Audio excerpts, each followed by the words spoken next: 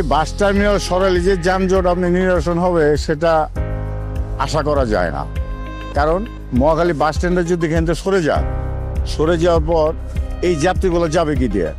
পরিবহন লাগবে, এই পরিবহনই চলবে, কিন্তু যানজট আর নিরসন হবে না।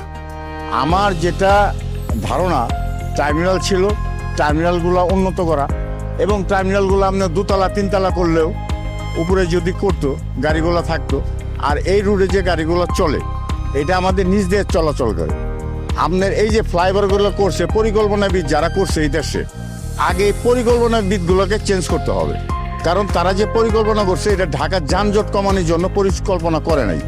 আমাদের এই ফ্লাইওভার যে করছে, এই ফ্লাইওভারে যদি দুইটা র্যাম্প করতো, একটা উঠা একটা নামা, আজকে এখান থেকে আমরা যাত্রীর টিকিট কেটে গাড়িগুলো এই র্যাম্প দিয়ে উঠা ফ্লাইওভার দিয়ে আবদুল্লাপুর নামে পড়তো, নিচ দিয়ে কোনো পরিবহন চলতো না। তাহলে এই রোডের যাত্রীগুলা আমাদের টার্মিনালে কাউন্টারমুখী হইতো বা টার্মিনালমুখী হইতো, আর রোডে এত যানজট থাকতো না। আমাদের দেখা যায় 10% যাত্রী যদি কাউন্টারে আসে, 80% বা 90% যাত্রী থাকে রোডে। এরা দাঁড়ায় 200 টাকার ভাড়া ভাই 80 টাকা দিন, ভাই 90 টাকা দিন।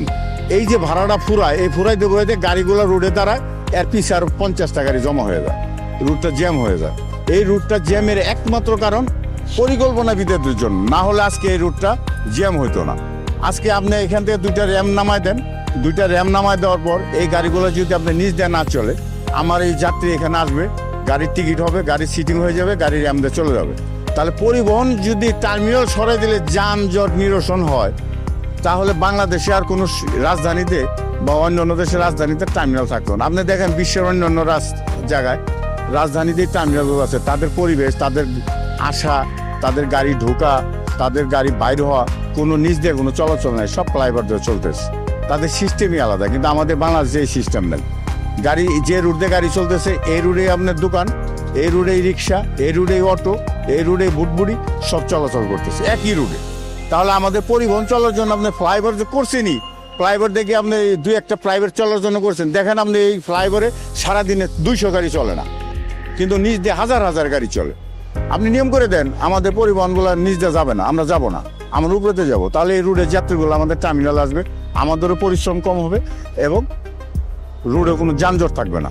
আপনারা এই সিস্টেমটা করেন, আগে পরিকল্পনাবিদগুলো চেঞ্জ করেন। বাংলাদেশে যে বর্তমান পরিকল্পনাবিদ সকলে একটা পরিকল্পনা করে, কালকে ভাঙ্গে আবার ওটা আরেকটা করে।